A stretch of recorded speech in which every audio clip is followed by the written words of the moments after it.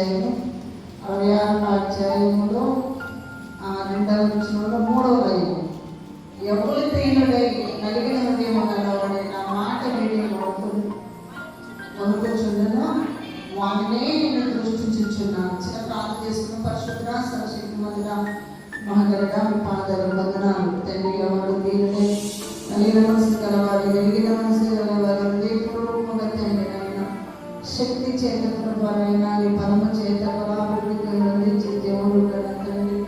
సమస్యల వారికి శక్తినిచ్చే వాడుకొని చెల్లిస్తూ చదవబడిన వాక్యం ఫలింప చేయమని ప్రార్థిస్తూ ఈ వాక్యాన్ని బయటపరచిన మార్పు చేసేది నా మాట కాకుండా ప్రభావ నీ మాటకు లోబడి మేమందరం తండ్రి నీ సిరువుకు లోబడి నీ వాక్కుకు లోబడి నీ ఆత్మకు లోబడి వారలో ప్రభావం సహాయపడమని మనందరం నీ ఆత్మతో తెలుసుకుంటున్నాం తండ్రి.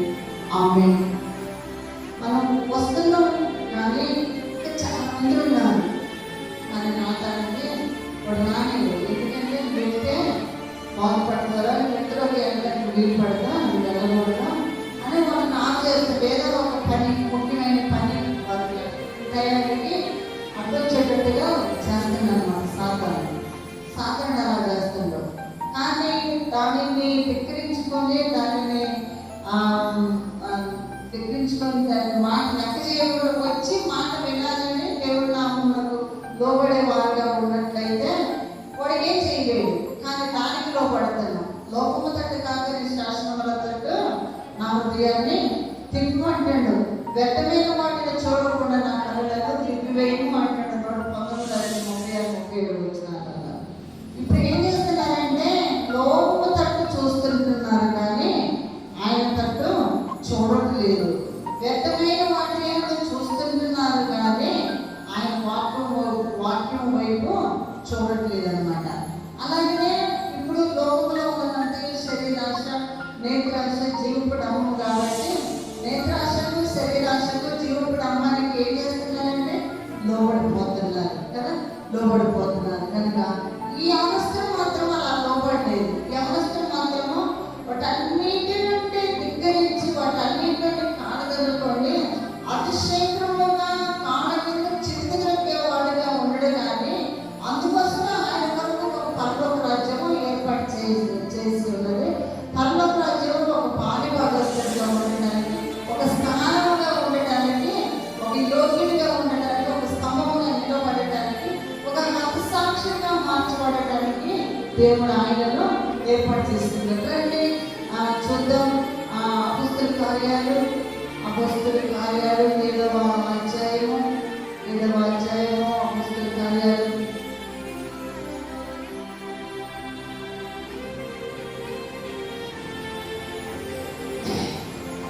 7వ అధ్యాయము 54వ వచనము. వారు ఈ మాటలు విని కోపంతో మండిపడి అతను చూచి పడ్డకొలికది. చాలండి.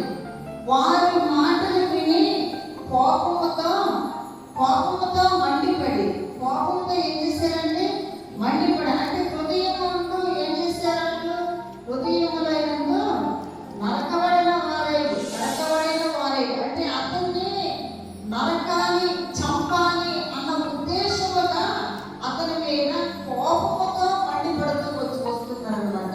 కోపముతో మండిపడి పండ్లు కొరుకుచు అయితే అతను పరిశుద్ధాత్మగా నిండిపోయిన వాడే ఆకాశం వైపు తేరి చూచి దేవుని మహిమను యేసు దేవుని కృపాసనం వద్ద నిలిచిండుటను చూచి. ఎవరంటే ఈయన చూసిన వ్యక్తి ఎవరు చూశారు? వాళ్ళు మాత్రము కోపంతో మండిపడ్డారు. వాళ్ళు మాత్రము కోపంతో మండిపడుతూ ఉంటున్నారు. చంపాలనే ఉద్దేశం కలిగి ఉంటున్నారు. కానీ చంపాలనే ఉద్దేశం కలిగి చంపాలి, నరకాలి, ఇతరులు ఏ కాడిని కూడా హతసాక్షిగా కావటానికి కాదు. కానీ ఒక నేరము తన మీద మోపి ఆ నేరము పక్షాన్ని అతన్ని చంపేయాలి అన్న ఉద్దేశం కలిగి వాళ్ళు ఉన్నారు. వాళ్ళు విరోధులు అన్నమాట. ఆయన ఏం చేసిందంటే ఏ ఆత్మతో ఏ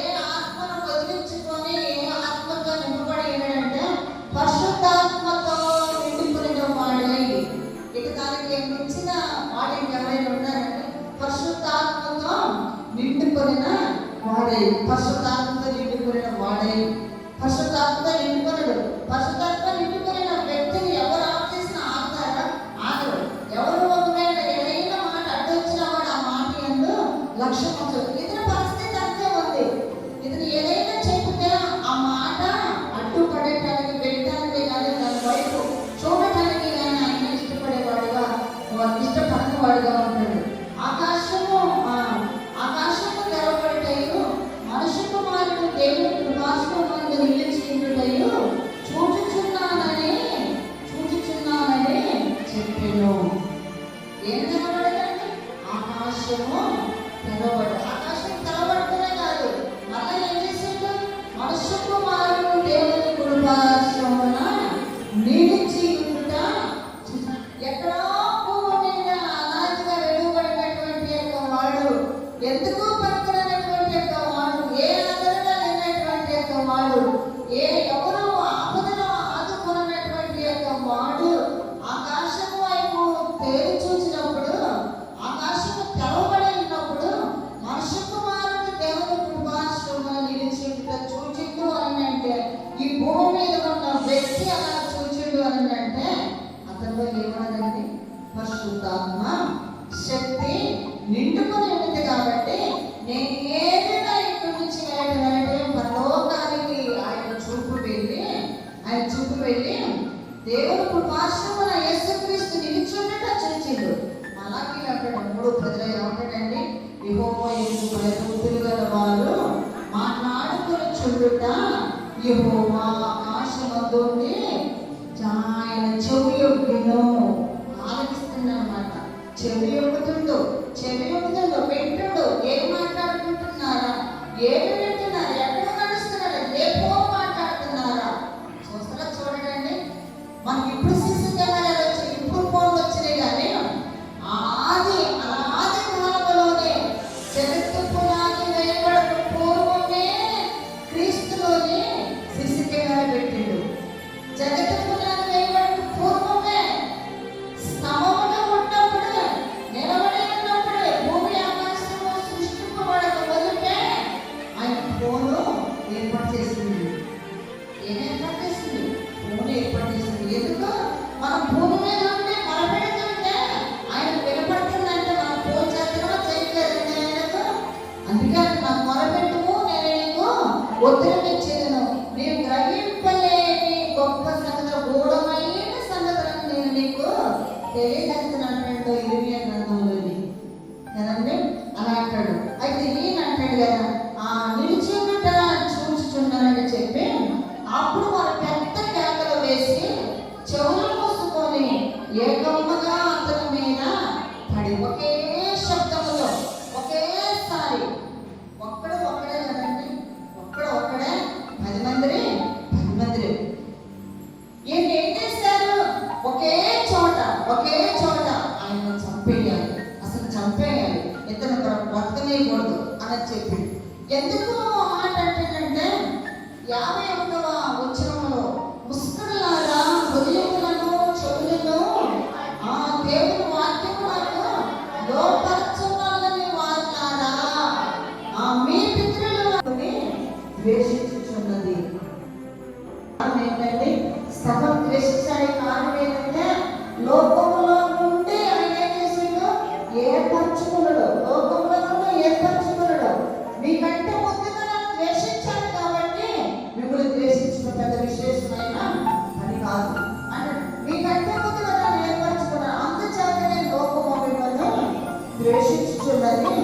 దాసుడు తన యజమానుడి కంటే గొప్పవాడు కాడని నేను మీతో చెప్పిన మాట జ్ఞాపకము చేసుకొని లోకము నన్ను హింసించిన ఎడల మిమ్మల్ని కూడా హింసించుదురు. నా మాటపై పోయి ధర్మశాస్త్రము చొప్పున అతనికి తీర్పు తీర్చుడనగా యూదులు ఎవరిని కూర్చో మరణ శిక్ష విధించినప్పుడు మాకు అధికారం లేదని అతనితో చెప్పని. అందువలన యేసు తాను ఎట్టి మరణము పొందుకోవును దాన్ని సూచించి చెప్పిన మాట నెరవేరును. మరణ శిక్ష విధించడం నాకే